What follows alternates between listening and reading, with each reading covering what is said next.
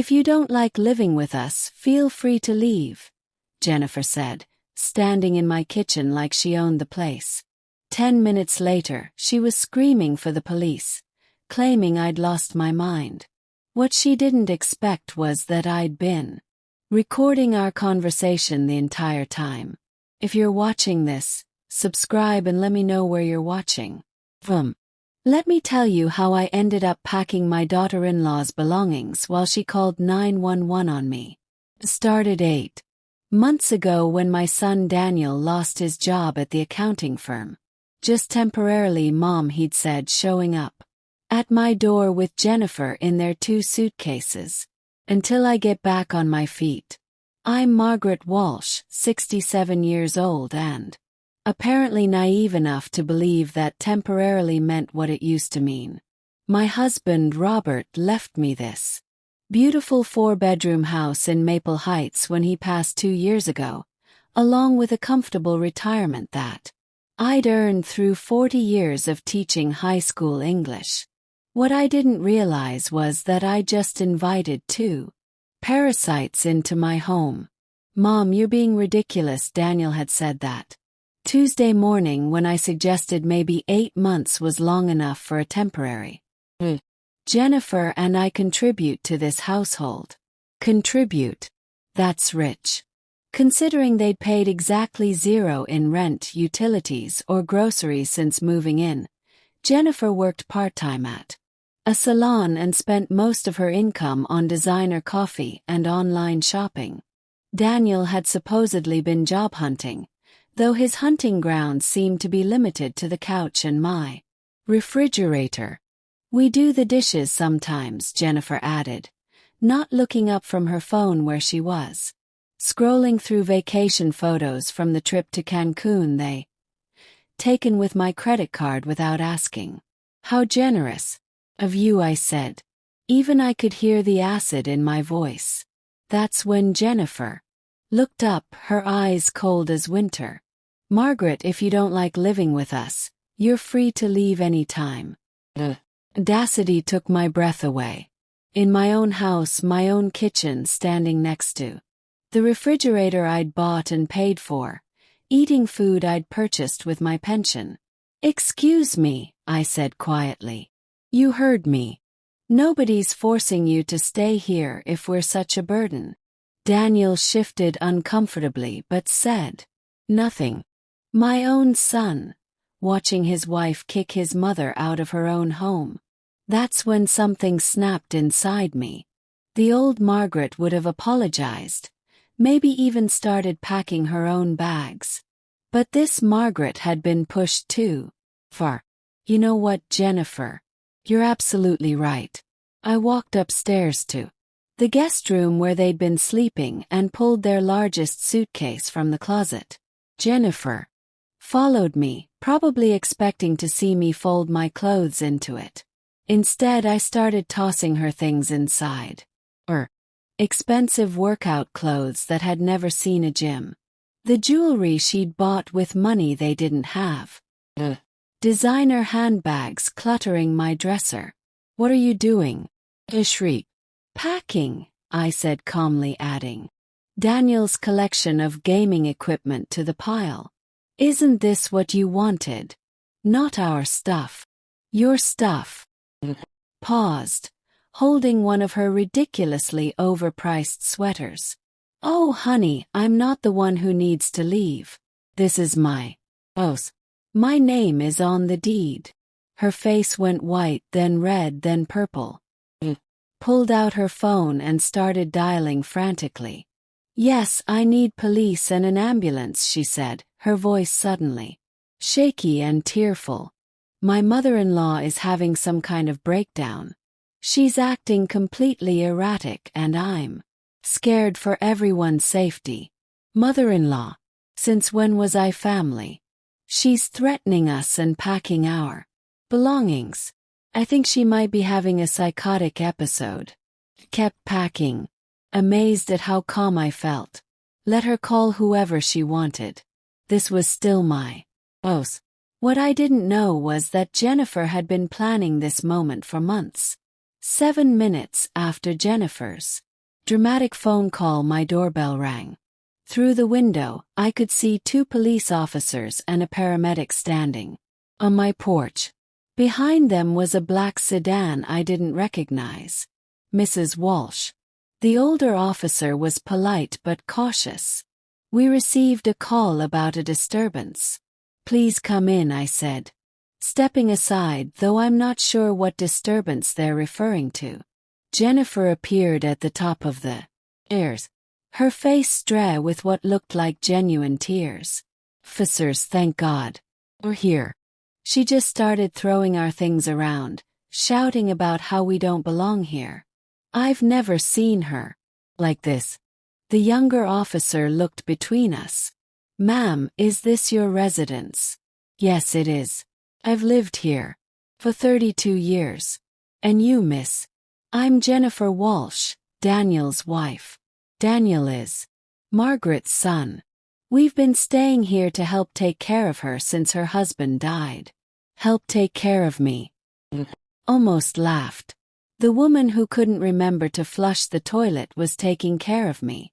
Mrs. Walsh, the older officer, said gently, your daughter-in-law says you were packing their belongings and asked them to leave. Can you tell us what happened? Certainly. Jennifer told me that if I didn't like living with them, I was free to leave. Since this is my house, I suggested they might be the ones who should leave instead. The paramedic stepped forward. He was young, probably fresh out of training. Mrs. Walsh, I'm going to ask you a few questions just to make sure you're feeling okay. Can you tell me what day it is? Tuesday, October 15th. It's 2:30 in the afternoon and I'm feeling perfectly fine, thank you. Do you know who the president is? I rattled off the current political information, my address, my social security number, and even recited the opening lines of Hamlet for good measure. The paramedic looked confused. She seems completely lucid, he said to the officers. That's when the man from the black sedan appeared. He was tall, silver-haired, and wore an expensive suit that screamed private practice. Officers, I'm Dr. Bradley Cooper, me, psychiatrist, and Mrs. Walsh has been one of my patients. I stared at him. I beg your pardon. I've never seen you before in my life. Margaret, Dr. Cooper said in that condescending tone medical professionals use on difficult elderly patients. You came to see me last month about your memory issues and paranoid thoughts about your family. That's impossible. I don't have memory issues and I certainly don't have paranoid thoughts. Jennifer descended the stairs slowly, her tears flowing freely now. Mom, you don't remember. You've been so confused lately. Last week you accused Daniel and me of stealing your credit cards because you did steal my credit cards. The words came out louder than I intended, and I saw the officers exchange glances. Cooper nodded sagely. This kind of angry denial is very common with dementia patients. They often accuse family members of theft or conspiracy. I do not have dementia. Mrs. Walsh, the older officer, said carefully. Would you mind if we took a look around just to make sure everything's okay? Course. Led them through my pristine house. The living room where Jennifer's magazines were scattered across my coffee table. The kitchen where their dirty dishes sat in my sink.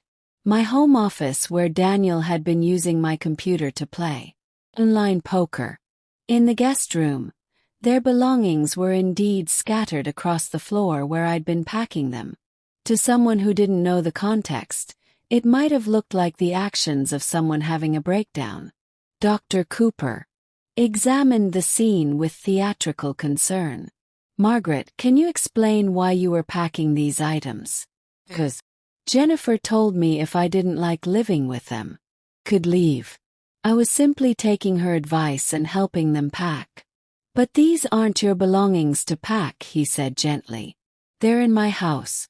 They've been here 8 months. Without paying rent. Jennifer sobbed louder. She's been getting more and more agitated about money. Yesterday she accused us of not contributing, even though we pay for groceries all the time. I wanted to ask her to produce a single receipt, but something in Dr. Cooper's eyes warned me that anything I said would be used as evidence of my deteriorating mental state. The realization hit me like a physical blow. This wasn't a spontaneous breakdown. Response.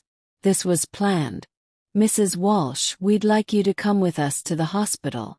Dr. Cooper said, his voice dripping with false compassion. Just for observation, a few tests to make sure you're okay.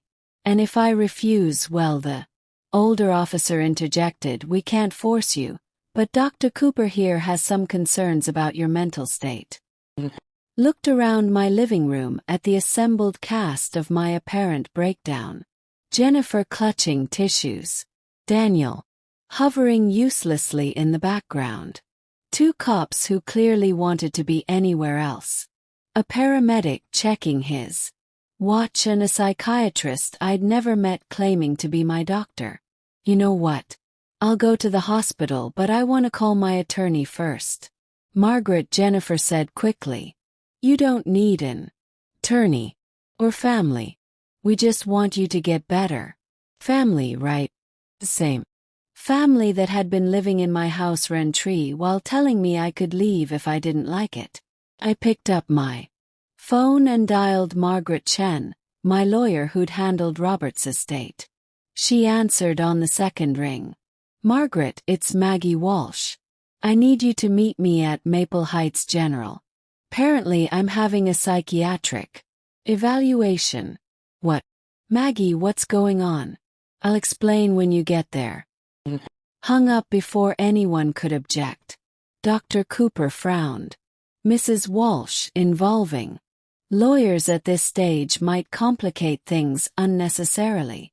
Doctor, since I've never met you before and you're not actually my physician, I think having legal representation is perfectly reasonable. The younger cop looked confused. Wait, if she's never met you, how are you her doctor? Dr. Cooper's smooth facade cracks slightly. Mrs. Walsh is clearly confused about our previous sessions. When exactly did these sessions take place? Ask sweetly. Patient confidentiality prevents me from. Oh, you can discuss my supposed memory issues and paranoid thoughts in front of the police, but you can't tell me when I supposedly visited your office. Jennifer stepped forward quickly. Mom, you don't remember because of the confusion. That's why Dr. Cooper is here to help. Jennifer, in 30 years of marriage to your father-in-law, I never once had memory issues. I balanced our checkbook, managed my classroom of 30 teenagers, and could tell you every birthday and anniversary in the family. But somehow, in the 8 months since you moved in, I've developed sudden onset dementia. The older officer was starting to look skeptical. Dr. Cooper, do you have documentation of your previous treatment of Mrs. Walsh? The records are at my office, he said stiffly. Which office? Yes. What's your practice called? Where is it located? Another crack in the facade. I don't think this hostile interrogation is helpful for the patient's mental state. Hostile interrogation. I laughed. Officer, I'm asking a man who claims to be my doctor to provide basic information about his practice. If that's hostile, then I guess I really am losing my mind. Jennifer was looking nervous now, glancing between Dr. Cooper and the police officers. Can we just get her to the hospital? She clearly needs help. That's when Margaret Chen arrived.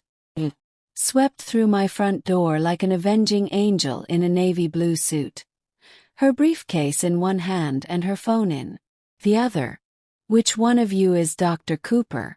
She asked without preamble.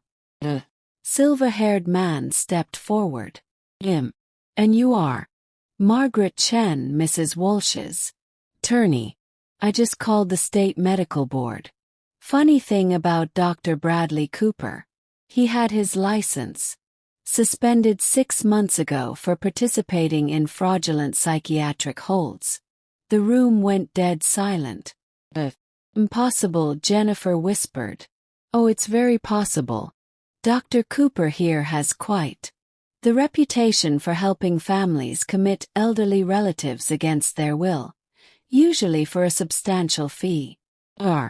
Cooper was already backing toward the door.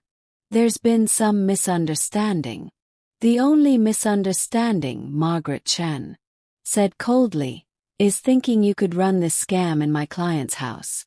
As the fake doctor fled and the police officers started asking Jennifer very pointed questions, I realized this was just the beginning.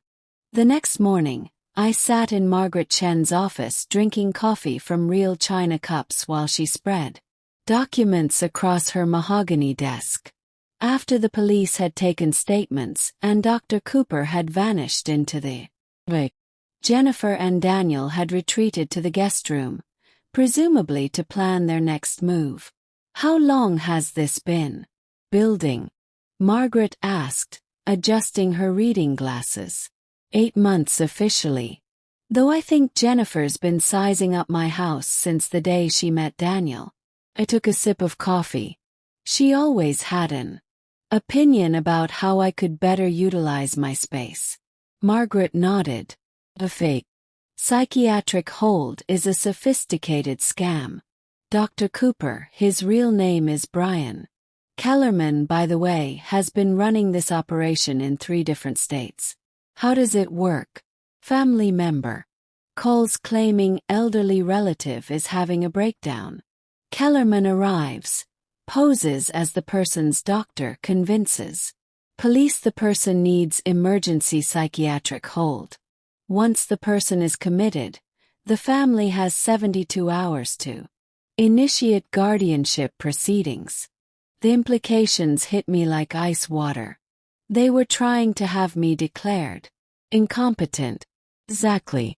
Your daughter-in-law would become your legal guardian with control over your assets, your house, your medical decisions, everything. I thought about Jennifer's confident demeanor yesterday. The way she'd seemed so prepared with her tears and her story about my memory issues. This wasn't spontaneous. She's been planning this. Margaret pulled out another file. I did some research on Jennifer Walsh last night. Fascinating woman. Before she married your son, she was Jennifer Parker, then Jennifer Martinez, then Jennifer Thompson. Marriages, 3 elderly spouses. Her first husband was 72, left her his condo in Florida when he died of a sudden heart attack. Second husband was 68, left her his investment portfolio after convenient fall down the stairs. Third husband was 75, signed over his assets to her just weeks before he was found dead in his pool. My hands were shaking. And now she's married to my son, who's 42 and completely healthy, but his mother. Margaret let the sentence hang. His mother is 67 with a paid-off house and a substantial retirement account. Bingo. Daniel might not even know what Jennifer's really planning. Some of these women are very skilled at manipulation. I stood up and walked to Margaret's window, looking out at the busy street below. Normal people going about their normal lives, unaware that predators like Jennifer existed. What do we do? First, we document everything. I want you to install security cameras in your house today. Record every conversation, every interaction. Second, we contact the other jurisdictions where Jennifer operated. Build a pattern of behavior. And third, Margaret smiled grimly. Third, we give Jennifer Walsh exactly what she deserves. Afternoon, I returned home to find Jennifer in my kitchen making herself a sandwich. She looked up when I entered, her expression carefully neutral. "How are you feeling today?" She'd never called me that before yesterday. "I'm feeling quite well, thank you. Although I am curious about something." "What's that?" She was being so careful, so concerned. The perfect daughter-in-law tending to her confused mother-in-law. "I was wondering about your previous marriages." Jennifer's hand froze halfway to the mustard jar. "What?" "Your previous husbands. I met the most interesting police detective today. He had some fascinating stories about recent widow Jennifer Parker, Jennifer Martinez, and Jennifer Thompson." The color drained from her face. "Don't know what you're talking about." "Course you don't." I opened my purse and pulled out the small recording device Margaret had given me. "Just like you don't know Dr. Cooper's real name is Brian Kellerman and he's a convicted fraud." Jennifer stared at the device like it was a snake. "You can't record me without my permission. In a one-party consent state like ours, I can record any conversation I'm participating in, especially in my own." She was backing toward the door now, her mask of concern completely gone. Daniel, my son, appeared from the living room, remote control still in his hand. "What's wrong?" "Your mother is recording us. She's completely paranoid." Daniel looked confused. "Mom, why are you recording Jennifer?" "Because your wife has been married 3 times before you. And all 3 of her previous husbands are dead." The remote control clattered to the floor.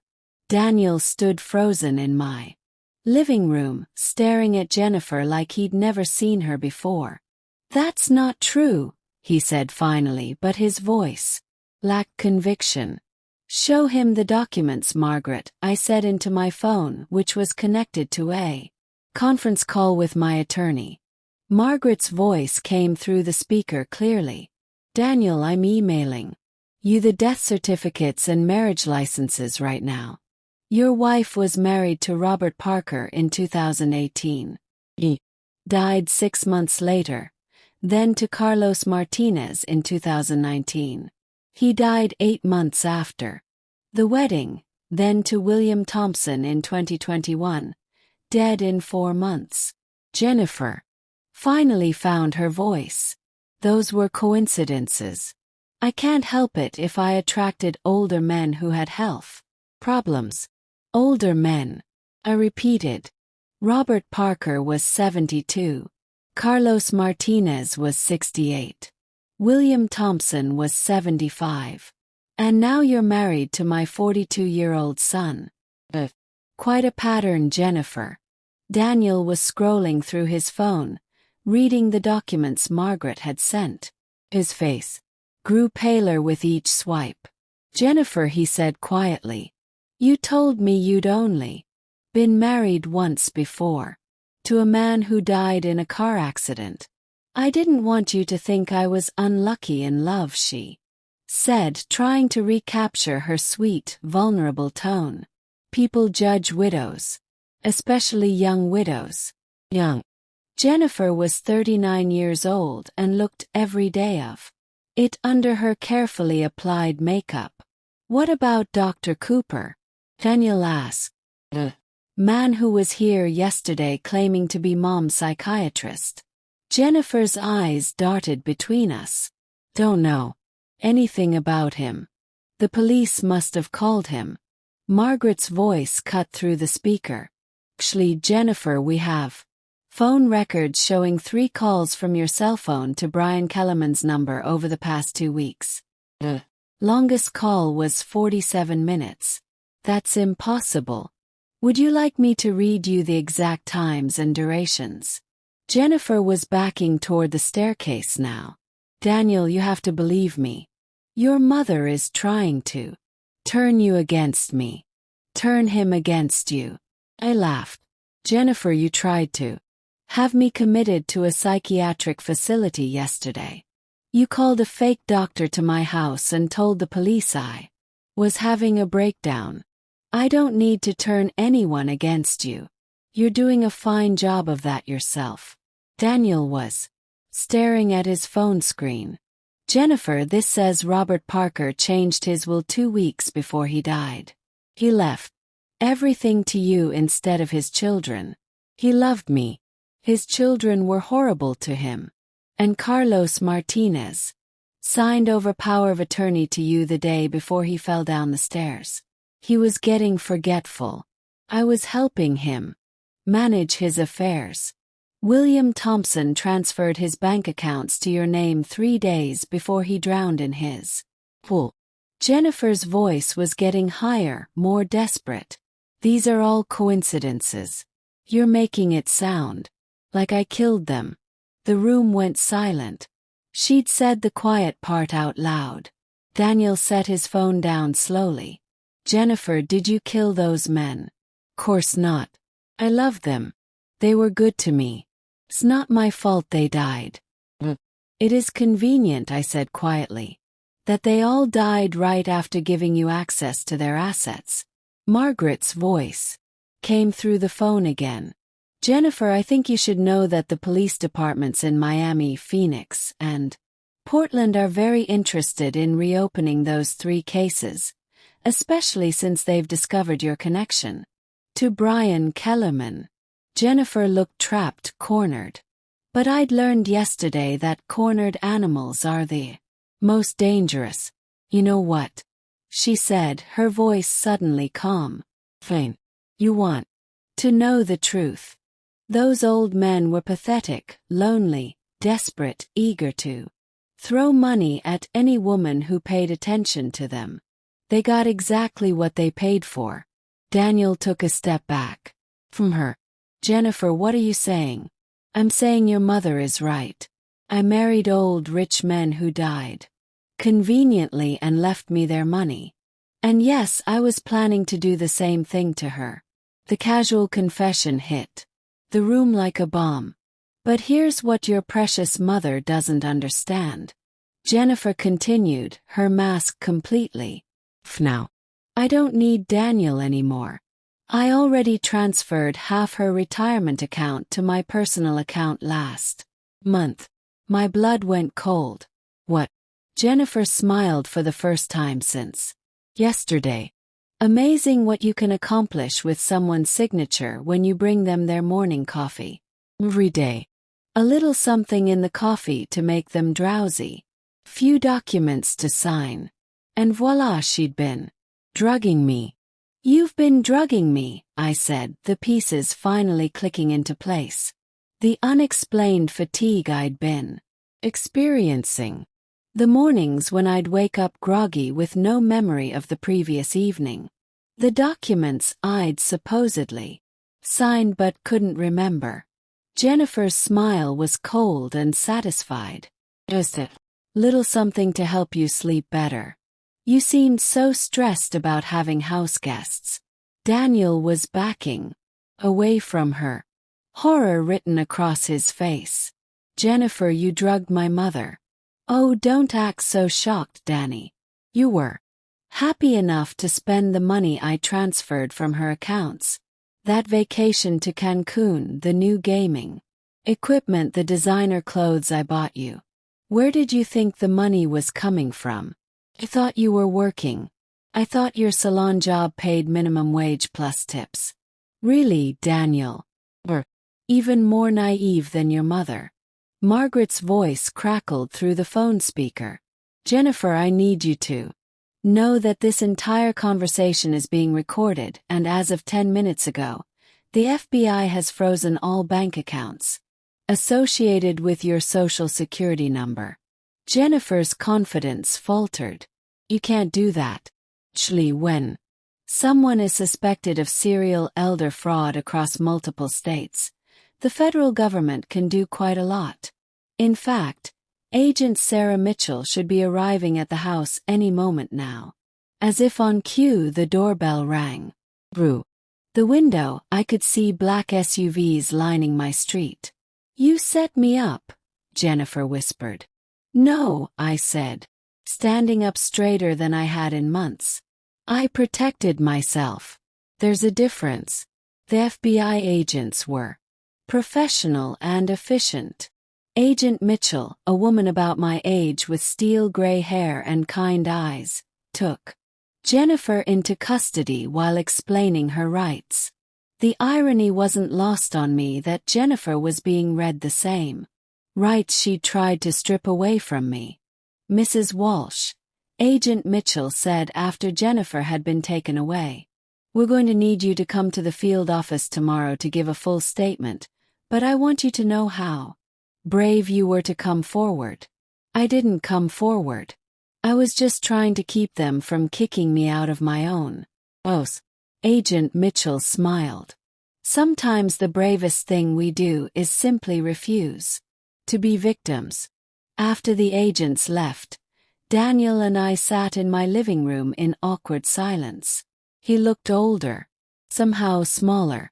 The man who'd watched his wife insult me in my own kitchen was gone, replaced by someone who was clearly questioning everything he thought he knew about his life. Mom, he said finally, I didn't know about any of it. I swear to you I had no idea what Jennifer was doing. I studied his face, looking for the truth. But you knew she was disrespectful to me. Heard her tell me to leave my own house. And you said nothing. He nodded. Miserably. You're right. I was weak. I was so grateful that someone wanted to be with me after I lost my job. He didn't want to rock the boat. And now I realize I chose a woman who was planning to murder my mother over the son who let her get away with it. He looked up at me with tears in his eyes. Can you ever forgive me? I reached over and took his hand. Daniel, you're my son. I love you. But you need to understand that respect isn't optional. Not in my house, not in my life. Understand? And Mom, I'm going to find my own place. You deserve to have your house back. I squeezed his hand. One thing at a time. First, we're going to figure out how much money Jennifer stole and get it back. Then we're going to make sure she never has the opportunity to hurt another family. What I didn't tell him was that I'd already decided what I was going to do with the money once we recovered it. Jennifer Walsh thought she could prey on vulnerable seniors with impunity. Was about to learn how wrong she was. 3 weeks after Jennifer's arrest, I was sitting in Agent Mitchell's office, staring at a number that made my head spin. She stole $347,000.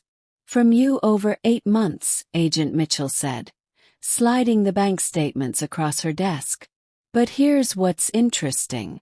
She only spent about $60,000 of it. Where's the rest? That's what we're trying to figure out. Jennifer was part of a larger operation. We think your case was just one piece of a much bigger puzzle. I leaned back in the uncomfortable government-issued chair. How much bigger? Agent Mitchell pulled out a thick file. We've identified at least 15 other victims across 6 states. All elderly, all targeted the same way. Fake psychiatric holds, fraudulent power of attorney documents, forged signatures. 15 people like me, 15 people who weren't as smart as you, she corrected. Most of them are now in nursing homes, declared incompetent by courts, their assets controlled by loving family members who are actually part of this network. The scope of it was staggering. Jennifer was working with other people, Jennifer, Brian Kellerman, at least 3 other fake doctors, several corrupt lawyers, and what appears to be a placement coordinator who identifies targets. Placement coordinator. Agent Mitchell opened another file. Someone who works in health or senior services identifies wealthy elderly people who are isolated or vulnerable and passes their information to the team. I thought about how easily Jennifer had walked into my life through Daniel. How did they find me? We're still investigating that, but Mrs. Walsh, we need your help. What kind of help? The other victims can't testify. They've been declared mentally incompetent, or they're too scared, or they've been convinced by their captors that they're actually sick. You're the only victim who fought back successfully. What are you asking me to do? Agent Mitchell leaned forward. Help us catch the rest of them. Someone at the top of this operation we haven't identified yet. Someone who's been running the scam for at least 5 years. I thought about those 15 other people trapped in nursing homes. Their families probably told they were getting the best care while their life savings disappeared into criminal accounts. What would I need to do? Act as bait. The plan was elegant in its simplicity. Agent Mitchell explained it over coffee in my kitchen 3 days later with Daniel, listening in shocked silence. They would leak information that I'd recovered my stolen money and was looking to invest safely. They'd monitor the phones and digital communications of everyone in Jennifer's network who hadn't been arrested yet. The idea is that someone will approach you with a new investment opportunity or financial service. Agent Mitchell said, someone trustworthy, probably recommended by a friend or through your church or community center. And then we see how deep this rabbit hole goes. Daniel shook his head. Mom, this sounds dangerous. If something goes wrong. I patted his hand. Honey, something already went wrong. Your wife tried to have me committed and steal my life savings. At this point, danger is relative. Agent Mitchell smiled. Mrs. Walsh will be completely protected. We'll have agents nearby at all times, and she'll be wearing recording equipment. Plus, we think the approach will be subtle at first. These people are patient. They were right about that. Took exactly 6. I was at the grocery store Thursday morning when a woman approached me in the cereal aisle. She was about my age, well-dressed, with the kind of professional appearance that screamed trustworthy. Excuse me, she said with a warm smile. Aren't you Margaret Walsh? I'm Helen Curtis. I think our daughters went to high school together. I didn't recognize her, but I smiled politely. Nice to meet you, Helen. Hate to bother you, but I couldn't help overhearing you talking to the pharmacist about managing your retirement funds. Just went through something similar after my husband passed. My radar immediately went up. I hadn't been talking to the pharmacist about my finances. Oh yes, and I found the most wonderful financial advisor. He specializes in helping widows protect their assets from family members who might take advantage. There was the hook delivered with perfect timing and false sympathy. That's very kind of you to mention, I said carefully. Helen handed me a business card. His name is Robert Davidson. He's helped so many of us ladies in similar situations. Very discreet, very professional. After she walked away, I immediately texted Agent Mitchell the details. Her response came back quickly. Perfect. We know Robert Davidson. He's been on our radar for months. 2 days later, Robert Davidson called. Robert Davidson had the smoothest voice I'd heard since my high school drama teacher. Warm, reassuring, with just a hint of concern that made you want to trust him immediately. Mrs. Walsh, Helen Curtis suggested I reach out to you. She mentioned you might be interested in exploring some secure investment options. I might be, I said, settling into my kitchen chair while Agent Mitchell monitored from the van parked across the street. Though I have to admit, I'm a bit wary these days. Recently had some trouble with someone trying to take advantage of my finances. Robert's voice oozed sympathy. Unfortunately, that's far too common. Elder financial abuse is epidemic. particularly from family members who feel entitled to their parents' assets. He was good. Really good. Would you be interested in meeting for coffee? I have an office in downtown Maple Heights. Very comfortable, very private. Specialize in helping seniors protect their wealth from predatory family members. We arranged to meet the following Tuesday at his office. Agent Mitchell briefed me thoroughly beforehand. Robert Davidson is sophisticated, she warned. He's been doing this for at least 3 years. His approach is usually a legitimate seeming investment that requires signing over temporary power of attorney for processing purposes, and then you disappear into the system. Fake medical emergency, fake psychiatric evaluation, fake diagnosis of incompetence. By the time your real family figures out what happened, your assets are gone and you're in a locked facility somewhere. How many people has he done this to? We think at least 20. But Mrs. Walsh, this meeting is our chance to get him on tape discussing the scam. Robert Davidson's office was everything you'd expect from a legitimate financial advisor. Expensive furniture, diplomas on the walls, family photos on his desk. If I hadn't known what I was looking for, I would have trusted him completely. Mrs. Walsh, thank you so much for coming in. Helen Curtis spoke very highly of you. He was younger than I'd expected, maybe 55, with silver hair and grandfatherly eyes behind wire-rimmed glasses, the kind of man you'd trust to walk your dog or help you change a tire. Helen seems lovely, I said, taking the seat across from his desk. She's one of my success stories, actually. When we first met, her stepchildren were trying to have her declared incompetent so they could access her late husband's estate. Her assets are completely protected. How did you manage that? Robert leaned forward, conspirator ally. Between you and me, Margaret, may I call you Margaret? There are legal strategies available to seniors that most people don't know about. Ways to protect your assets that go beyond simple trusts or wills, such as, well, there's a process where we can temporarily transfer your assets into a protective holding account while we establish what's called a senior asset shield.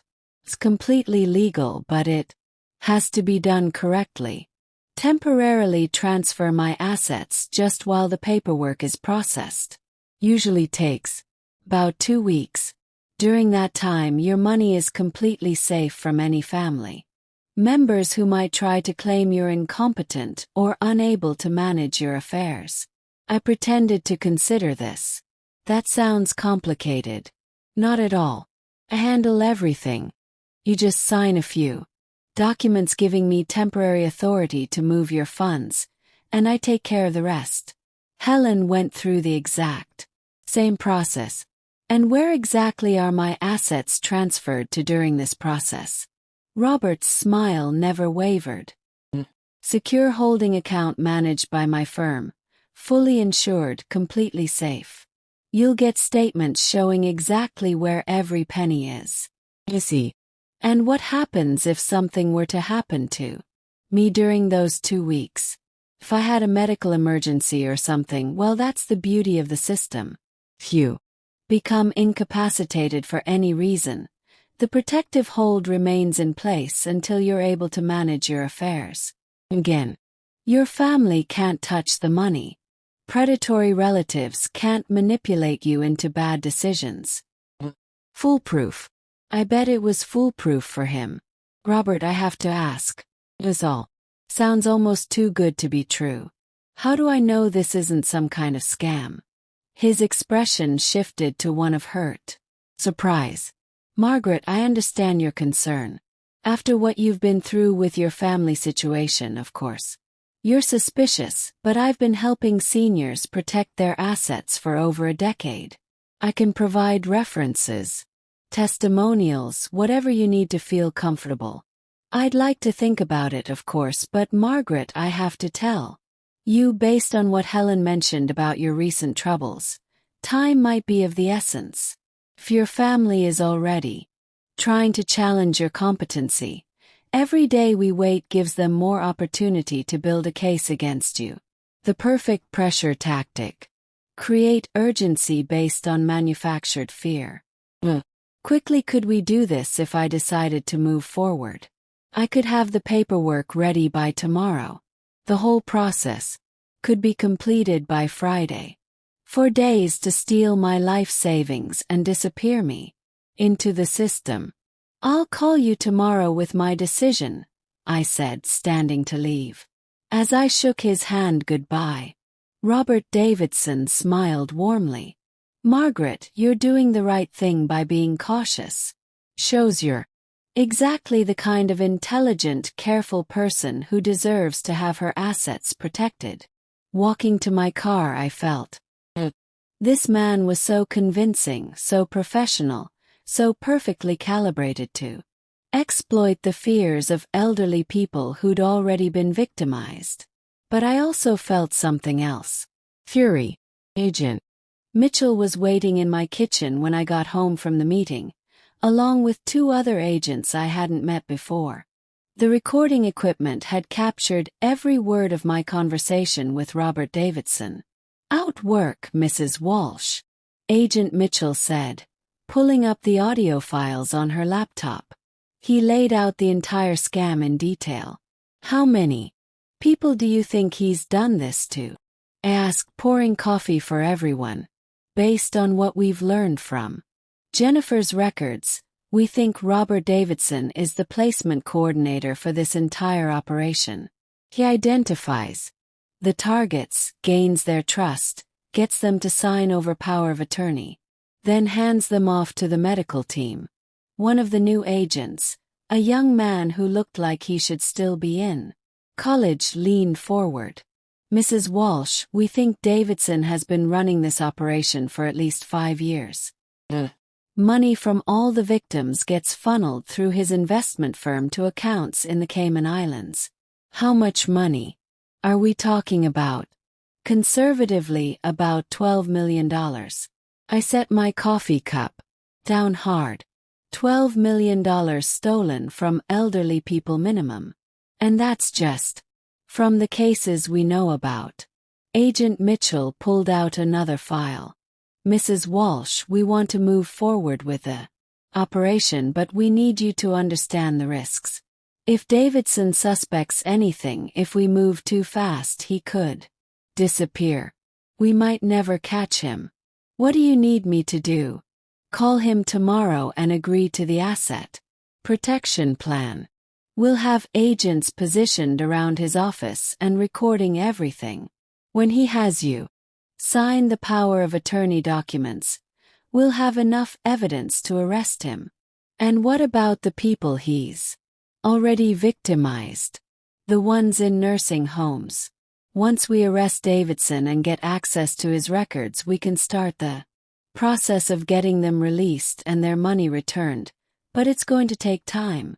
Some of them have been in the system for years." That night I couldn't sleep. I kept thinking about Helen Curtis, who had approached me so smoothly in the grocery store. Was she a victim who'd been turned into a recruiter, or was she part of the operation from the beginning? I also thought about the 15 people agent Mitchell had mentioned. 15 seniors sitting in nursing homes right now, probably being told by staff that their families didn't want to see them anymore, that they were too sick to manage their own affairs. 15 people who had no idea that their life savings had been stolen while they were being slowly drugged into compliance. At 3 o'clock in the morning, I got up and made a list of questions I wanted to ask Robert Davidson. If I was going to help bring down this operation, I was going to do it right. The next day, I called Davidson's office. "Margaret, I was hoping to hear from you. Have you made a decision about the asset protection plan?" "I'd like to move forward."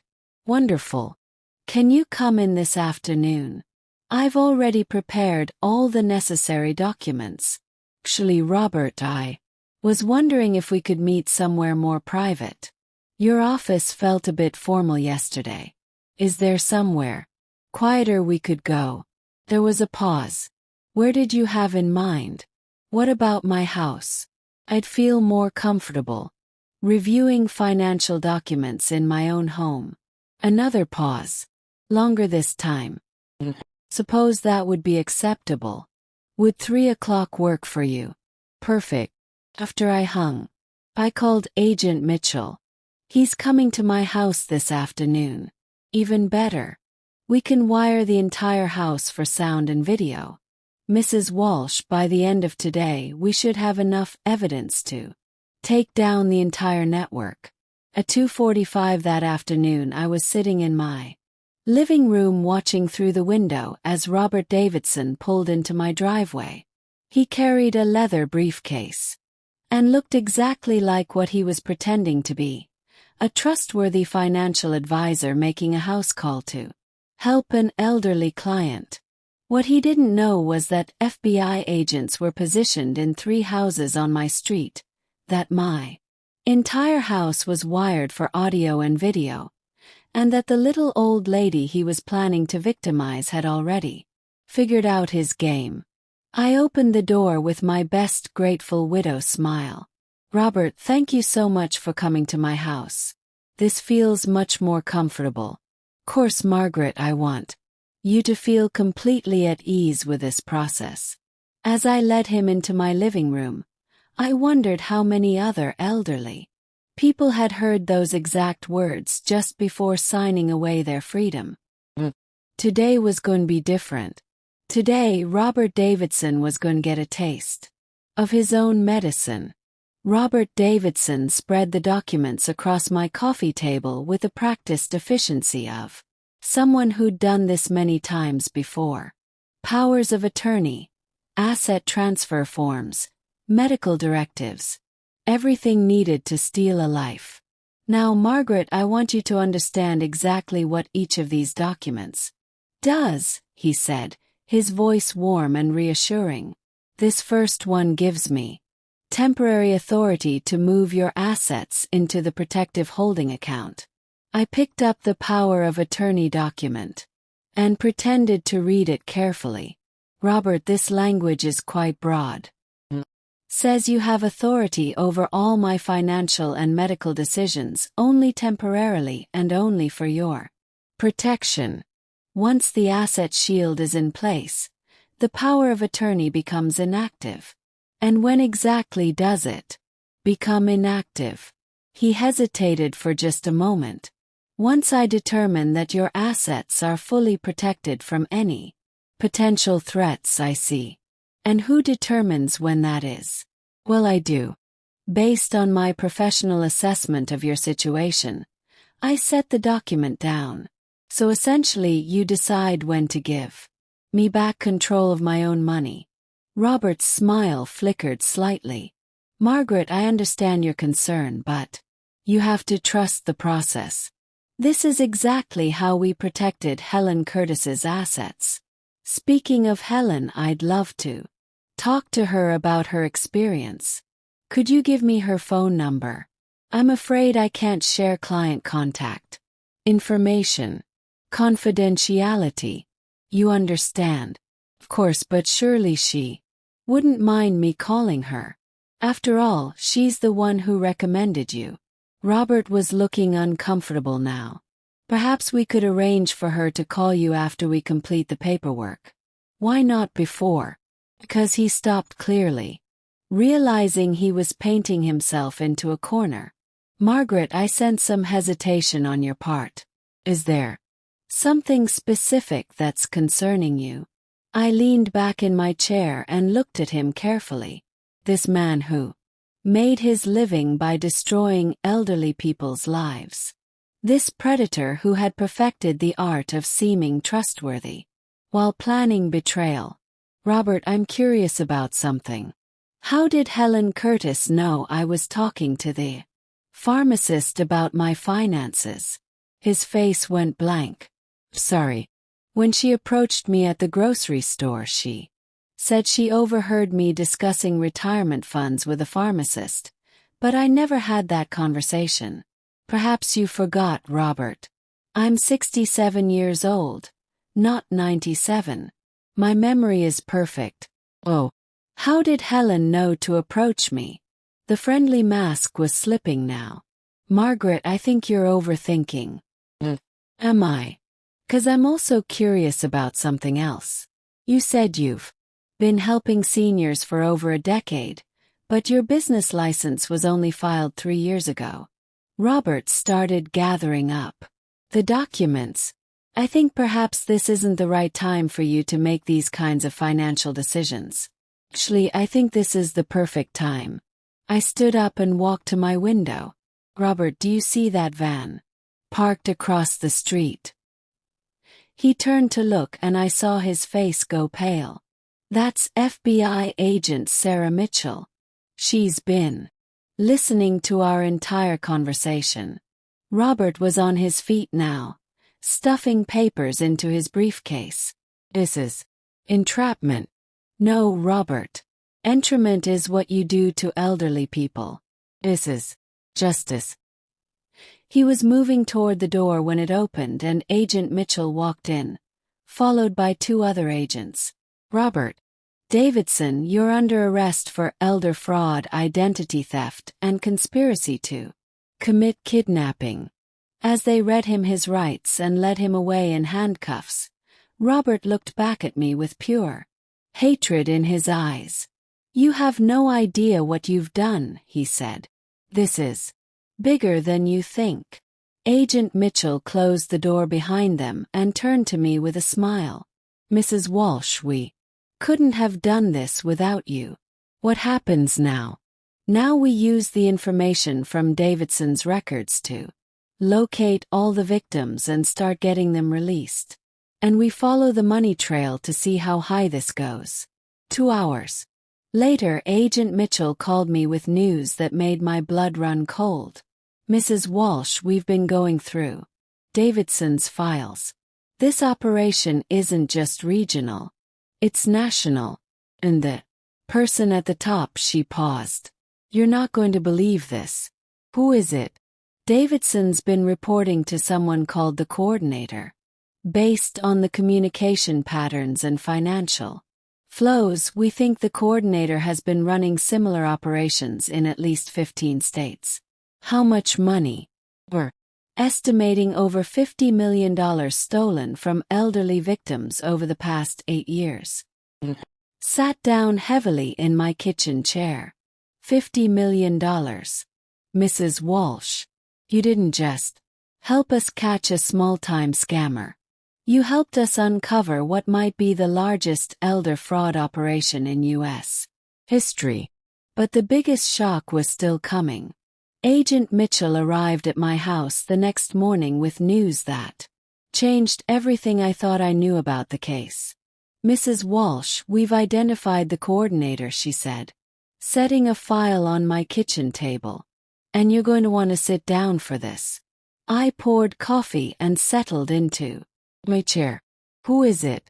She opened the file and pulled out a photograph, a professional headshot of a woman in her 50s with perfectly styled silver hair and kind eyes.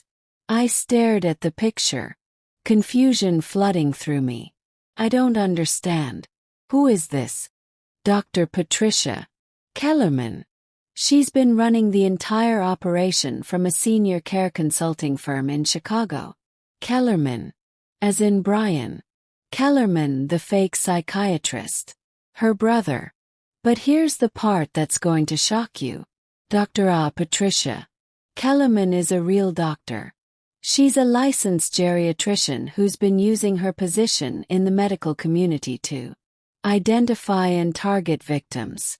I studied the photograph more carefully. Something about the woman's face seemed familiar, but I couldn't place where I might have seen her. She uses her medical practice to identify elderly patients who are wealthy and isolated. Agent Mitchell continued. Then she refers them to what she calls specialized elder care coordinators. people like Robert Davidson. And her patients trust her because she's a real doctor. Exactly. Over the past 8 years, she's built a network of fake financial advisors, corrupt lawyers, and fraudulent medical professionals across 15 states.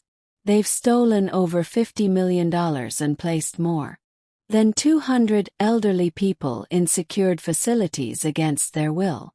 The scope of it was staggering. 200 people. We started making arrests across the country yesterday. We've recovered 37 victims so far and we're working to locate the rest. Agent Mitchell pulled out another document. Mrs. Walsh, there's something else. I found your name in Dr. Kellerman's files. My blood went cold. What do you mean? You were targeted 18 months ago, long before Jennifer came into your life. She handed me a folder with my name on it. Inside were copies of my medical records, financial statements, property records, even photographs of my house. How did she get all this? We're still investigating, but we think someone in your medical provider's office was feeding information to Dr. Kellerman's network. I thought back to my annual physical 18 months ago, the routine blood work and screening test. Had someone in my doctor's office been passing my information to these criminals? Mrs. Walsh, Jennifer didn't find your family by accident. She was directed to your son, Daniel. Specifically because Dr. Kellerman's research showed you were the perfect target. What do you mean perfect target? Agent Mitchell flipped through the file. Wealthy widow, adult children who live far away. No close family nearby, good health but getting older. You checked every box on their victim profile. The realization hit me like a physical blow. Daniel didn't meet Jennifer at a coffee shop. He sought him out. You think so? Jennifer's previous marriages all followed the same pattern. She would research wealthy elderly people, then target their adult children or grandchildren to gain access to the family. I thought about Daniel's whirlwind romance with Jennifer, how quickly they'd moved in together, how eager she'd been to meet me. I'd attributed it to young love, but it had been calculated predation from the beginning. There's more, Agent Mitchell said gently. Dr. Kellerman has been arrested in Chicago. When we searched her office, we found detailed plans for your case. You were going to be placed in a secured facility in Florida where you would have been kept sedated and isolated while they drained your accounts. For how long? Until you died or until the money ran out. The casual brutality of it took my breath away. And my son, what would they have told Daniel? That you were getting the best possible care for your dementia and that visits weren't recommended because they agitated you. I stood up and walked to my window, looking out at the street where I'd lived for 32 years, the neighborhood where I'd raised Daniel, where I'd buried my husband, where I'd planned to grow old peacefully. Mrs. Walsh, I want you to know that your actions didn't just save yourself. Because of what you did, we've been able to rescue dozens of other victims and shut down the largest elder fraud operation we've ever encountered. I turned back to Agent Mitchell. What happens to the money they stole? We're working to return as much as possible to the victims. In your case, we've recovered all of your funds plus interest and the people who were placed in facilities. We're working with state authorities to get them released and reunited with their real families. It's going to take time, but we'll get them. That afternoon, I sat in my garden with a cup of tea, thinking about everything that had happened. 6 months ago, I'd been a lonely widow letting her son and his wife take advantage of her kindness. Today I was a woman who had brought down a criminal empire. My phone rang. It was Daniel. Mom, I just saw the news. Dr. Kellerman's arrest is all over the television. No, they're saying You helped the FBI catch the whole network. I did what needed to be done. There was a long pause. Mom, I'm so proud of you. And I'm so sorry for everything Jennifer put you through. For everything I let her put you through. Daniel, you were a victim too. Jennifer manipulated you just like she tried to manipulate me, but you fought back. Refused to be a victim. I smiled, watching a cardinal land on my bird feeder. Sometimes the most dangerous thing you can do to a predator is refuse to be prey. 6 months later, I received a letter from the Department of Justice thanking me for my service in taking down the Kellerman network. The operation had rescued 187 elderly victims and recovered $42 million in stolen assets. But the real reward came 3 weeks after that, when a woman named Dorothy Miller called to thank me. She'd been one of Dr. Kellerman's victims, trapped in a facility in Nevada for 14 months while her assets were drained. Mrs. Walsh, she said, her voice strong and clear. Because of what you did, I'm back in my own home with my own family. You gave me my life back. That evening, sitting in my living room where Jennifer had once tried to convince police I was having a breakdown, I realized something important. I wasn't the same woman who had let her daughter-in-law walk all over her. I wasn't the grieving widow who had been too polite to stand up for herself. I was Margaret Walsh, 67 years old, and I was nobody's victim. The story continues in the next chapter in the next linked video. But first, I need you to subscribe to join the family, as we are looking forward to hit our first 10,000 subscribers target, and feel free to share your story in the comments. You matter, your voice does too.